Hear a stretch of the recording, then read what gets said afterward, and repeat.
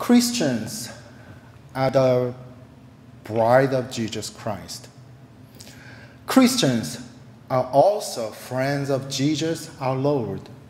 성도는 예수 그리스도의 신부가 된 사람들입니다. 성도는 또 우리 주님이신 예수 그리스도의 친구가 된 사람들입니다. In today's scripture, we can see Jesus was preparing his ministry. We've already seen what he had done in the temple cleansing, and also he made immense number of followers, but his ministry didn't really start it yet. 오늘의 본문에서 우리는 예수님께서 사역을 준비하시고 계시던 모습을 볼 수 있습니다. 우리는 이미 주님께서 어떻게 성전 정화를 하셨고 또 어떻게 수많은 사람들이 주님을 따르게 되었는지를 보아왔지만 그럼에도 불구하고 우리 주님의 구원 사역은 아직 본격적으로 시작되고 있지 않은 때였습니다. The scripture wrote as this. After this, Jesus and his disciples went out into the Judean countryside where he spent some time with them and baptized. 성경은 이렇게 기록하고 있습니다. 그 후에 예수께서 제자들과 유대 땅으로 가서 거기 함께 거하시며 침례를 베푸시더라.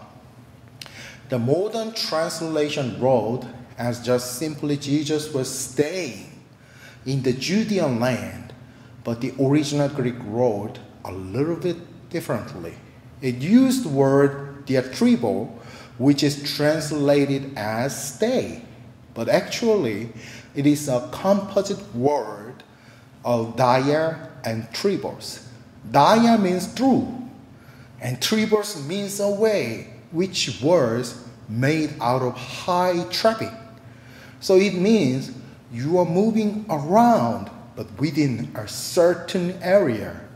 So Jesus was not just passively stayed, but working and waiting for God's appointed time in the Judea.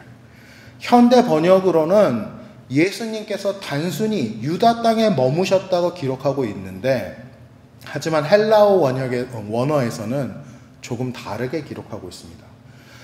머무르다로 번역된 원어는 디아트리보인데 이것은 디아라는 단어와 트리보라는 단어와의 합성어입니다. 디아는 통하여라는 뜻이 있고 트리보는 걸어 다녀서 난 길이라는 뜻이 있는 단어입니다. 그러니까 예수님께서는 수동적으로 유다 땅에 가만히 계셨던 것이 아니라 유다 땅 안에서 돌아다니시면서 활발하게 활동하시면서 하나님께서 정하신 그 때를 기다리고 계셨다고 우리가 이해하는 것이 옳습니다. So Jesus was preparing his ministry and also he was giving baptism. But it was later turned out that his disciples was giving baptism. But at that moment, people understood Jesus was giving baptism in the Judea. 그러니까 예수님께서는 주님의 사역을 준비하고 계셨고 그리고 나중에 예수님의 제자들이 세례를 준 것으로 드러나게 되기는 하지만 많은 사람들은 그때 예수님께서 활발하게 활동하시면서 또 세례를 주시고 계시는 걸로 이해하고 있었습니다. People misunderstand when God's work is appearing in the world. The world might become peaceful and beautiful suddenly. But the truth is quite an opposite.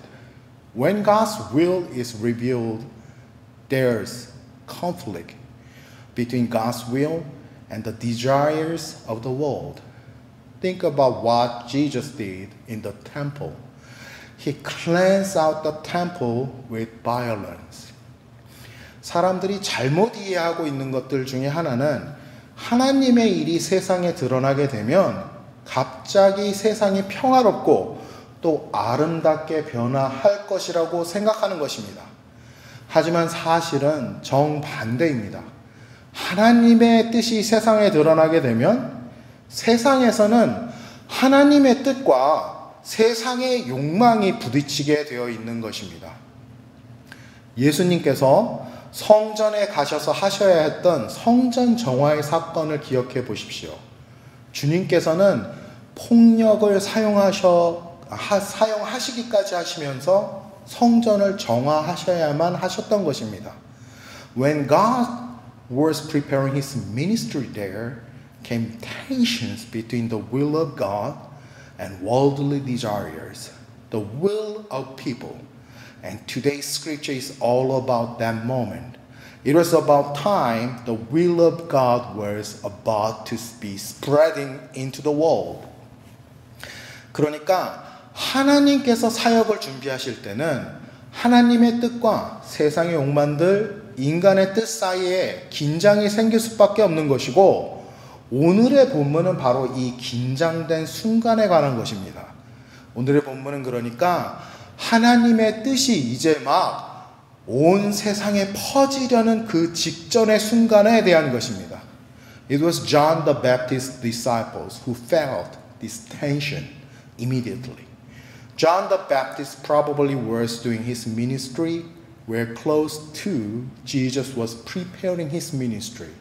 And the disciples of John the Baptist had an argument about the ceremonial cleansing with a Jew. Probably they were having argument about the teachings of Jesus about the cleansing. Because after that argument, these disciples came to John the Baptist and complained about the ministry of Jesus. 이 긴장을 처음으로 느꼈던 사람들이 성경에서 기록되기로는 바로 침례 요한의 제자들이었습니다. 그때 침례 요한은 아마도 예수님께서 사역을 준비하시던 곳에서 가까운 곳에 있었던 것으로 보입니다. 그때 침례 요한의 제자들이 한 유대인과 정결례에 대한 논쟁을 벌이게 되는데, 그때도 아마도 정결례에 대한 주님의 가르치심에 대해서 논쟁을 벌였던 것 같습니다. 왜냐하면 이 논쟁 후에 이 제자들은 요한에게 와서 곧바로 예수님의 사역에 대해서 불평과 불만을 털어놓기 시작했기 때문입니다. It was written, they came to John and said to him, Rabbi, that man who was with you on the other side of the Jordan, the one you testified about, look, he's baptizing and everyone is going to him. 성경은 이렇게 기록하고 있습니다. 그들이 요한에게 가서 이르되, 랍비여, 선생님과 함께 요단강 저편에 있더니 곧 선생님이 증언하시던 이가 세례를 베풀매 사람들이 다 그에게로 가더이다. These disciples' concern was simple. They were losing their followers. Losing followers, losing members are always bad thing to any ministries in the world. And sometimes it felt like some evil thing is happening to ministers. And it was probably the same to John the Baptist. 이 제자들의 걱정은 단순히 자신들을 따라다니던 후원자들의 수가 줄어든다는 것이었습니다. 사실 성도가 줄거나 후원자들이 주는 것은 어떤 사역에서도 아주 나쁜 일로 치부되는 일들입니다. 이건 사역자들에게는 마치 악한 일들이 일어나고 있다는 정도로 느껴지는 일이기도 합니다. 그리고 아마도 줄어드는 이 후원자들에 대한 것은 침례 요한에게도 좋은 일은 아니었을 것입니다. This makes us to think about the time when things are not going well as we wanted. When John the Baptist and his disciples were doing the will of God. But their ministry suddenly became demising because of their unexpected competitor, Jesus and his disciples. 이 이야기는 우리로 하여금 우리가 살아갈 때 우리 생각대로 되어가는 일이 없는 때가 있다는 것을 생각하게 합니다. 사실 침례 요한과 그의 제자들이 하던 일은 역시 똑같이 하나님의 뜻을 세상에 전하는 하나님의 사역이었습니다. 그런데도 그들의 사역은 갑작스럽게 생각하지도 못했던 경쟁자 예수 그리스도와 예수의 제자들로 인해서 침체의 길로 들어서게 됐던 것입니다. Sounds strange, isn't it? Even though we know John the Baptist was waiting Jesus and preparing the way for Jesus for the whole life. However, John the Baptist has some sound reason to be in frustration and even to some degree of despair. It might be like in front of a planting church, a mega church is coming in. Both are churches of God, but think about the planting church and how it feels like. 이상한 이야기입니다. 확실히. 우리가 사실 침례 요한이 평생 동안 주님을 기다리고 있던 사실도 알고 또 주님의 길을 예비하고 있었던 사실을 알고 있다고 해도 침례 요한의 지금의 상황은 당혹해하거나 또는 절망할 만한 이유까지도 있어 보입니다. 그러니까 이 일을 비유하자면 개척교회 바로 앞에 대형교회가 이사온 일과 비슷한 느낌이 아니었을까 생각이 듭니다. 둘 다 하나님의 교회이지만 그 개척교회가 느끼는 기분은 어떻겠습니까? There are times things are not really going as we wished, even though we are doing our very best and also try our best to be upright in front of God.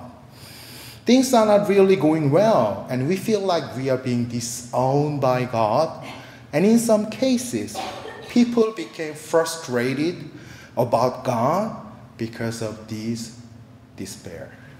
사실 인생에는 우리가 바라는 대로 일이 풀려나가지 않는 때들이 있습니다. 우리가 우리의 최선을 다해도 또 하나님 앞에서 올바르게 서 있으려 노력을 하고 있는데도 모든 일들이 다 막혀 있는 것 같고 또 심지어는 하나님께 내가 버림을 받은 것처럼 느껴지기까지 하면서 하나님께 실망하기도 하는 일들이 생겨나는 것입니다. We could find these hardship examples in the Bible easily. Think about Abraham and when God asked him to sacrifice his only son Isaac. Isaac was born when Abraham was more than 100 years old.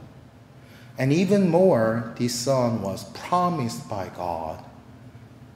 But God asked Abraham to kill his only son. 우리는 성경 안에서 이런 어려움의 예들을 어렵지 않게 찾아볼 수 있습니다. 아브라함을 먼저 생각해 보시기 바랍니다. 특히나 하나님께서 아브라함에게 그의 외아들 이삭을 바치라고 했을 때를 생각해 보시기 바랍니다. 이삭은 아브라함이 100세가 넘어서 얻은 아들입니다. 하나뿐이 없는 아들입니다. 게다가 이 이삭은 하나님의 약속으로 태어난 아들이기도 합니다. 그런데 그런 귀한 아들을 하나님께서는 지금 죽이라고 명령을 하고 계시는 것입니다. 이해가 가십니까? Life must have been tough to Abraham at that moment, isn't it? 이 순간 인생은 아브라함에게 이때 전혀 친절하지 않았습니다. 그렇지 않습니까? Difficult moments like this could happen to anybody. It happened to Abraham, and it happened to John the Baptist, and it could happen to all of us also. 이런 어려운 순간은 그런데 누구에게나 생길 수 있는 것입니다. 아브라함에게도 생겼고 침례 요한에게도 생겼으며 또 우리도 예외가 될 수 없는 것입니다. Then we could ask this question, why? Why, Lord? Why do you want to take away my son? Why do you want to take away things given to me from you? Lord, why things are not going well as you promised to me, Lord? 그렇다면 우리는 질문을 하게 됩니다. 왜 그렇습니까, 주님? 왜 저의 아들을 데려가길 원하시고 심지어 당신께서 저에게 주셨고 허락하셨던 것들을 다 가져가시는 것입니까? 왜 제 삶은 당신이 저한테 약속했던 대로 잘 풀리지 않는 것입니까? However, the real question is when these things really happen to us, what shall we do? What if God is taking away blessings He had given to us? What if God is taking away my family?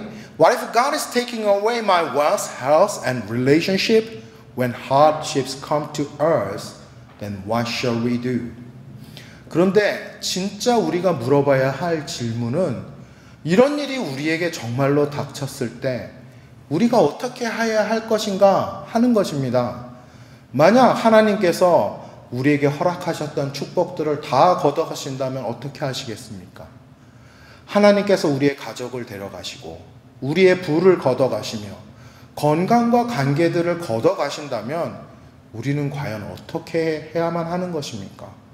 이런 어려움이 닥쳤을 때 우리는 어떻게 여기에 반응해야 하겠습니까?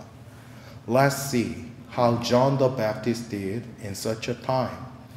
그러니까 우리가 침례 요한이 이런 어려운 때에 어떻게 반응하고 있는지 살펴볼 필요가 있다는 것입니다. First, in spite of frustrating reality, he again acknowledged it was not him, but God, who must be glorified. He said he was not the bridegroom, but friend of the bridegroom. 첫째로 침례 요한은 실망스러운 현실에서도 다시 한번 영광받아야 할 분은 자신이 아니고 하나님이시라는 사실을 고백합니다.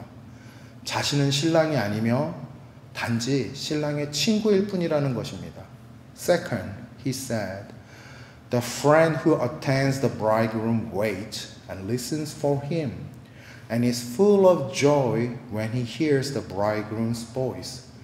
두 번째로 침례 요한은 신부를 취하는 자는 신랑이나 서서 신랑의 음성을 듣는 친구가 크게 기뻐하나니 나는 이러한 기쁨으로 충만하였노라 하고 고백하고 있다는 것입니다. So being a friend of the bridegroom means that he is listening to the voice of God in such a hard time. And by hearing the voice of the bridegroom, he is rejoicing. So it is friend of the bridegroom, and he is the one who is listening to the voice of God in his hard times and finds out the reasons, any reason that he can rejoice. Even when God is taking away everything, he finds out the reason that he can rejoice. 그러니까 신랑의 친구가 된다는 것은 어려운 가운데서도 하나님의 음성을 듣는 사람이 된다는 것을 뜻합니다. 그리고 하나님의 음성을 신랑의 음성을 들음으로써 기뻐하는 사람이 된다는 것을 말하는 것이기도 하는 것입니다. 그러니까 신랑의 친구는 어려움 가운데서도 신랑의 음성을 듣는 사람이고 그런 어려움 가운데서도 하나님의 음성을 들었기 때문에 하나님을 기뻐해야 할 이유를 찾아내는 사람이라는 것입니다.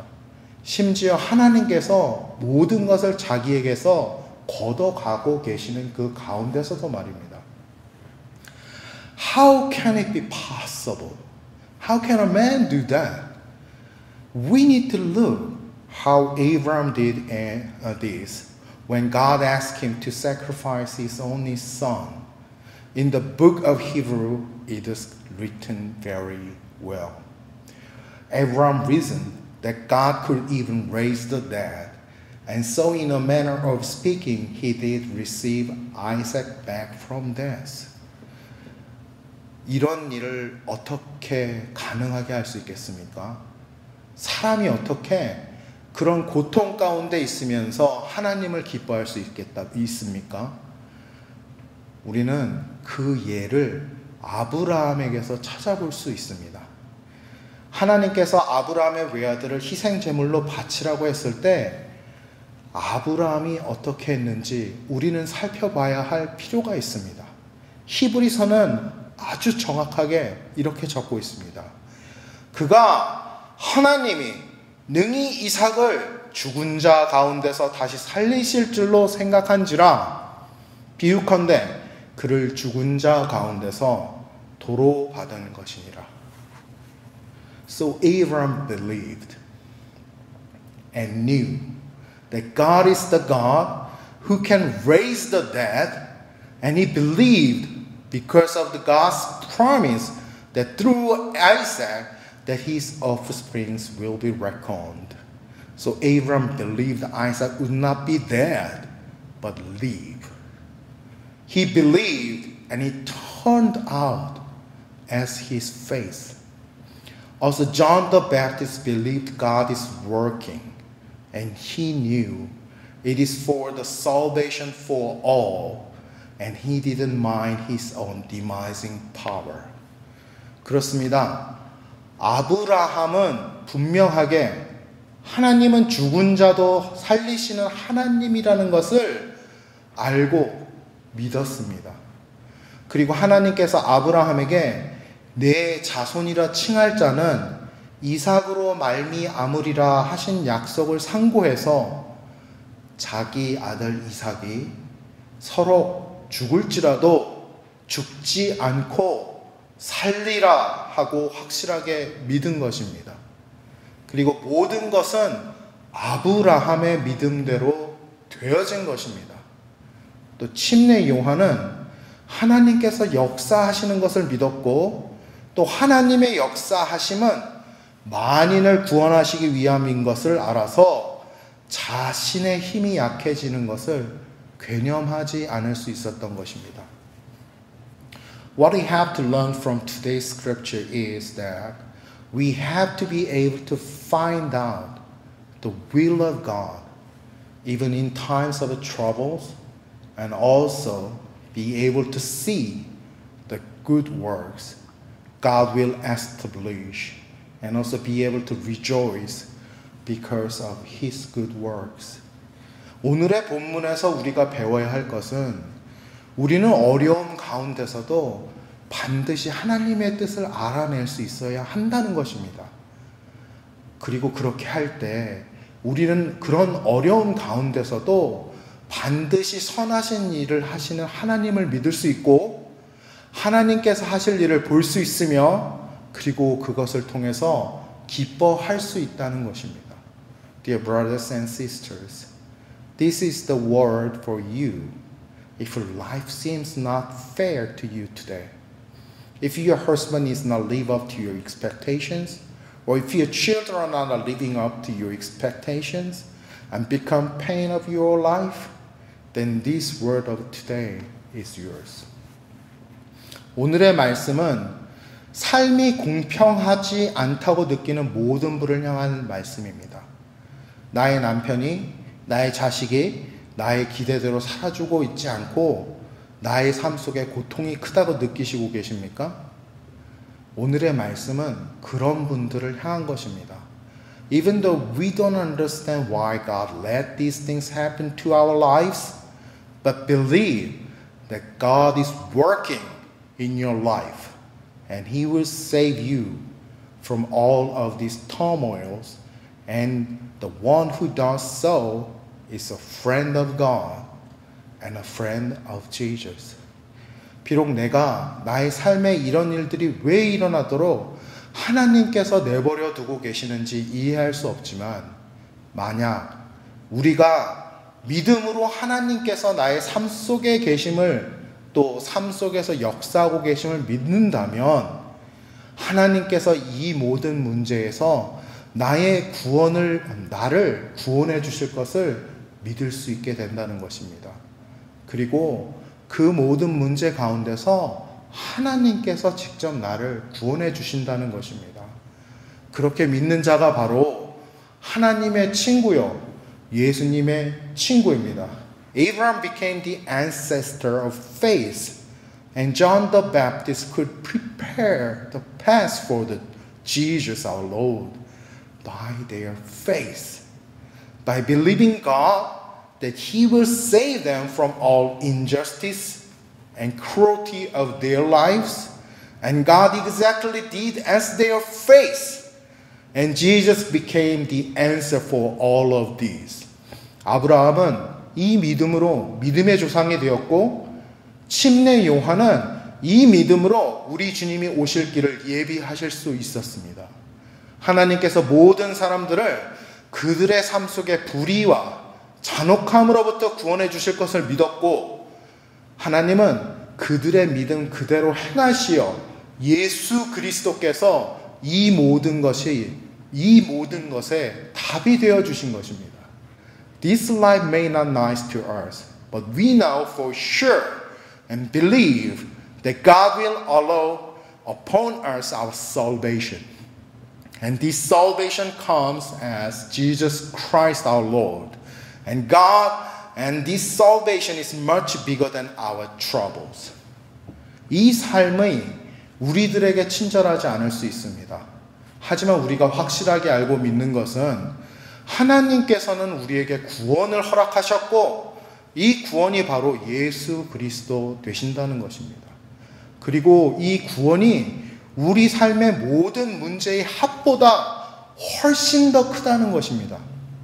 Even though our lives could be cruel and harsh and make us feel like God is taking all from us away, but we can be sure and rejoice for our salvation in our faith only because this salvation, the name of Jesus Christ, is much, much bigger than all of our pains and agonies. So in our faith and through faith, we can see this coming salvation and even rejoice. It is not really a problem whether God solves my issue, because the love of our Lord Jesus Christ is so much bigger and better than any problems. Even I lose my life, but if I can have the name of Jesus Christ in me, then my life is good and safe in the bosom of my good Lord. 우리의 삶이 때로는 잔인하고 거칠고, 또 우리가 느끼기에 하나님께서 모든 것을 빼앗아 가시고 계시는 것처럼 느끼게 만들지라도, 우리가 우리의 구원을 확신하고 또 기뻐하기까지 할 수 있는 것은 오직 이 구원, 예수 그리스도의 이름이 우리의 모든 고통과 신음의 합보다 크기 때문입니다. 우리의 믿음 안에서, 우리의 믿음을 통해서 우리는 우리에게 올 구원을 보고 기뻐할 수 있는 사람들이라는 것입니다. 주님께서 우리를 향한 사랑은 너무나 크셔서 우리의 문제가 해결이 되나 안 되나는 진짜 문제가 아닙니다. 내가 만약 생명을 잃는다 해도 우리 주 예수 그리스도의 이름을 내 속에 품을 수 있다면 나의 삶은 주님 안에서 안전하고 선한 것입니다. Dear brothers and sisters, time is evil. This time is the most evil in the history of mankind. Look, all the things happening out there, but also bigger is the grace of our God, Jesus Christ. So we can have great faith in the name of Jesus Christ because His love and His grace is much bigger than anything else. 사랑하는 형제 자매 여러분, 시대가 악합니다. 지금의 이때는 인간의 역사 그 어느 때보다도 더 악한 때라고 생각합니다. 세상에 지금 일어나는 일들을 보시면 다들 아실 수 있을 것입니다. 하지만 성경에 적혀 있기를 악이 클수록 은혜가 더하다 하셨습니다. 세상의 악이 크면 클수록 그보다 더 크신 것이 하나님의 은혜라는 말씀입니다. 우리 주님의 은혜가 그토록 더 큰 것입니다. 그래서 우리가 주님의 이름에 믿음을 가질 수 있는 것입니다. 주님의 사랑과 은혜가 이 모든 것들보다 크시기 때문에 우리가 주님을 신뢰할 수 있다는 것입니다. We have this great name in us because of the grace of God. So rejoice in the faith He has given to you. Rejoice the great and holy name of Jesus Christ and become friend of Jesus. 우리가 이 위대한 이름을 하나님의 은혜로 우리 가운데 지니게 되었습니다. 그러므로 하나님께서 우리에게 허락하신 그 믿음 가운데서 기뻐하시기 축원드립니다. 우리가 예수 그리스도의 위대하고 거룩한 이름을 지닌 주님의 친구가 되었습니다. 기뻐하시기 바랍니다. 아멘. 기도하시겠습니다. 하나님 아버지 감사합니다.